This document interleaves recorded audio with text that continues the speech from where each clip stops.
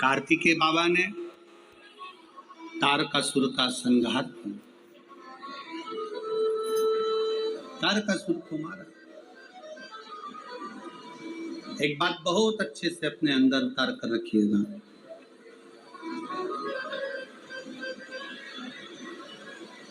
शरद भगवान शिव की कथा कहती है, ब्राह्मण देव ने धर्म पत्नी कहती है तुम्हें कोई कमी पड़े तो मुझे बताओ, मैं आपको दे देती हूँ भाग। और ब्राह्मण देव तो ब्राह्मण देव थे, जो लाते थे वो दान पुण्य संकीर्तन में लगा देते थे। एक दिन शाम का समय, प्रदोष का दिन, प्रदोष का दिन, प्रदोष काल, शाम का समय, भगवान देव अधिदेव महादेव माँ जगतजननी पार्वती जी के साथ में भ्रमण करने।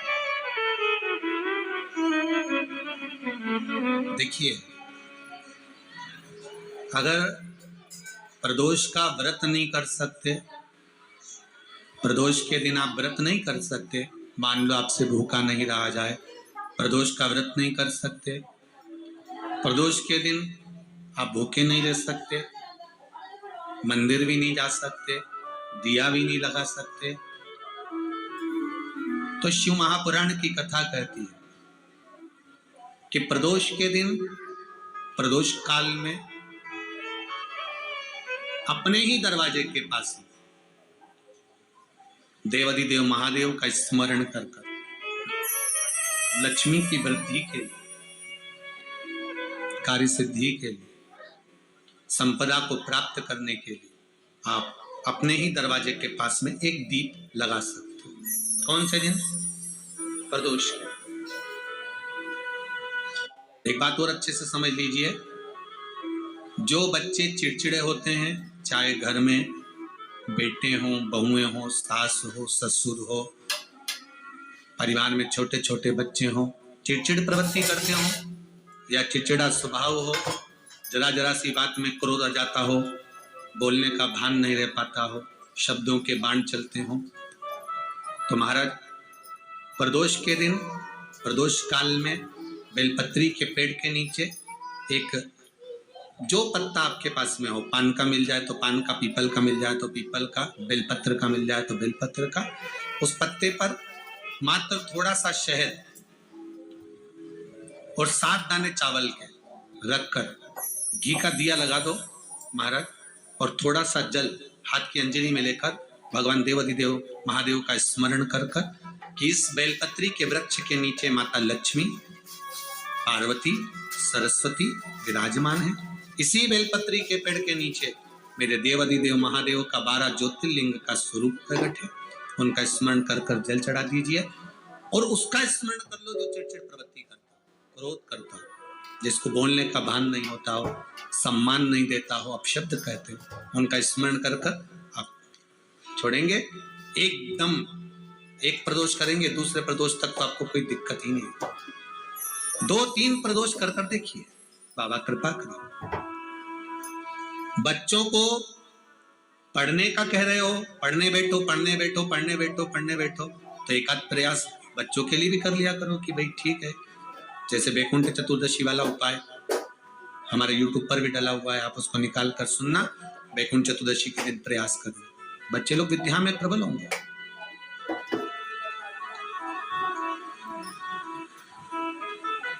शिव उपासना का जो फल है वो 1000 गुना। ब्राह्मण देवता आज मंदिर के दरवाजे पर बैठे हुए थे, मंदिर की बुआरी लगाकर बेलपत्री को उठाकर एक बोरे में, एक बारदान में, एक झोले में भर रहे थे।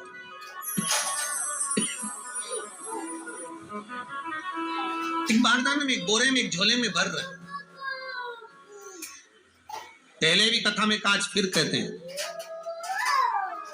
शिव मंदिर में जल बाद में चढ़ाना, शंकर के मंदिर में जाकर पंचामृत स्नान बाद में कराना, शंकर जी के मंदिर में जाकर पूजन बाद में करना, पहले थाली एक और रखकर शिव मंदिर में झाड़ू, पोछा या जो बेलपत्री, निर्माल्य जो भी रखा हो, उतरा हुआ सामान, उसको भरकर कहीं एक और जहां मंदिर वाले रखते हो वहां ले जाकर रख दो, झाड़ू पोछा एक बार जरूर। इस ब्राह्मण के चरित्र को सुनिए जो शिव महापुराण में वर्णन किया गया। कार्तिक महत्तम की कथा कर रही है। कार्तिक मास में पड़ने वाले प्रदोष के दिन महाराज वो ब्राह्मण बेलपत्री को उठा उठा कर बारदान में भर रहा है।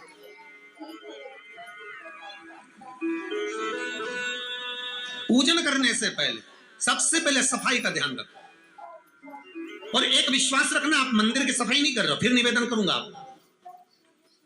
आप मंदिर की झाड़ू नहीं लगा रहे हो, आप मंदिर की सफाई नहीं कर रहे हो, आप मंदिर में पोछा नहीं लगा रहे हो। जितना हाथ आप मंदिर में फेर रहे हो सफाई के लिए, उतना आपके जीवन में जितना दुख है, जितनी तकलीफ है, जितना कष्ट है, जितनी बीमारी है, उस पर हाथ फेर रहे हो। मंदिर में नहीं फेर रहे हो। नहीं तो सारी दुनिया में जितने मंदिर हैं, सारे मंदिरों में ट्रस्टियों ने कुछ ना कुछ लगा कर रखा है। स्वीपर आता साफ करके जाता है, ये आएगा सफाई कर जाएगा, पंडित जी होंगे तो बुआरी लगा देंगे, पंडित जी होंगे सफाई कर देंगे। उन्होंने तो पंडित जी को बोल के रखा है कि साफ कर दो, पंडित जी करते भी हैं, पर पहला फर्ज आपका है कि आप मंदिर में आए हो तो पहले आप सफाई करो। क्यों? क्योंकि हम उसका द्वार साफ रखें। आज के समय में तो एक नियम हो गया साहब कि मंदिर में जाते हो तो मंदिर के दरवाजे पर चप्पल उतार के जाते हो, नहीं तो शास्त्र रीति तो ये कहती है कि मंदिर में भगवान सामने बैठा है तो उसके सामने चप्पल भी नहीं उतारना चाहिए। तो कई लोग कहते हैं मंदिर के अंदर थोड़ी ना उतारा, हम तो जीने से भी बाहर, एकदम गेट के बाहर वहां उतार, पर सामने तो है ना, सम्मुख में तो है। तुम्हारे यहां अगर 4 लोग दिवाली मिलने आते हैं ना, तो तुमने चप्पल रखने का भी स्टैंड बना कर रखा है, साइड में उतारिए, दिल्ली पर मत उतार दो, थोड़ा साइड में उतारो। सामने से सब आते जाते रहते हैं, सामने उतारो, सम्मुख में आप क्यों उतार रहे हो?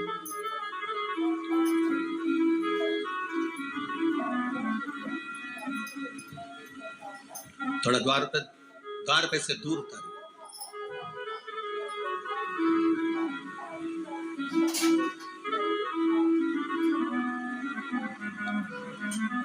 अभी तो कुबेरेश्वर धाम में काम चल रहा है, आप लोग जो दान दे रहे हो, आपके दिए हुए दान से निर्माण चल रहा है।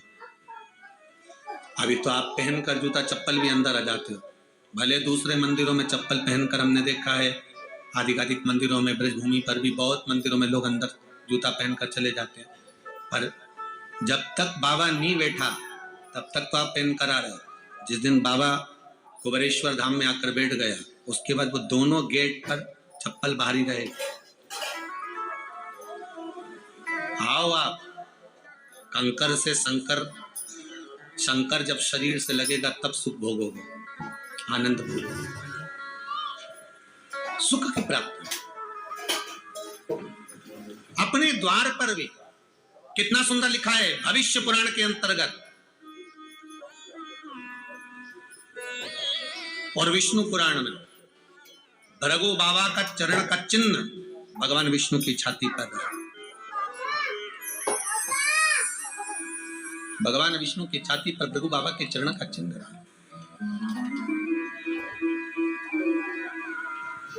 चरण का चिन्ह। अब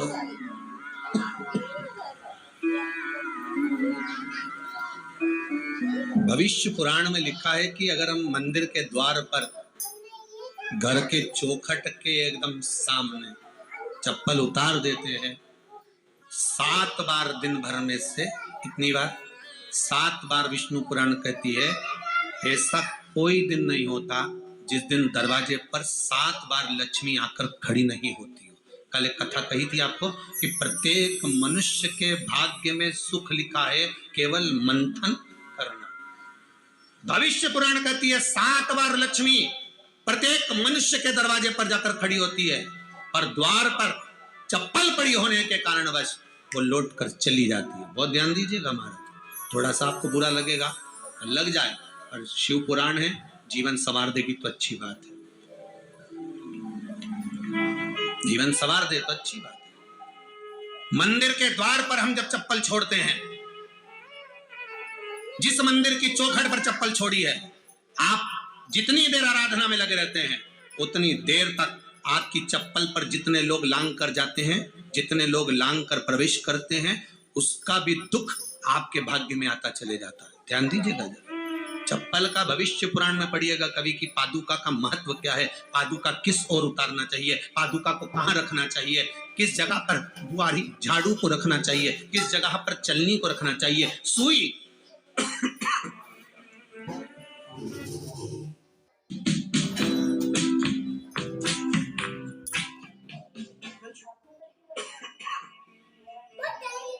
उस सुई को जिस हाल में सब बैठते हैं उस हाल में क्यों रखा जाता?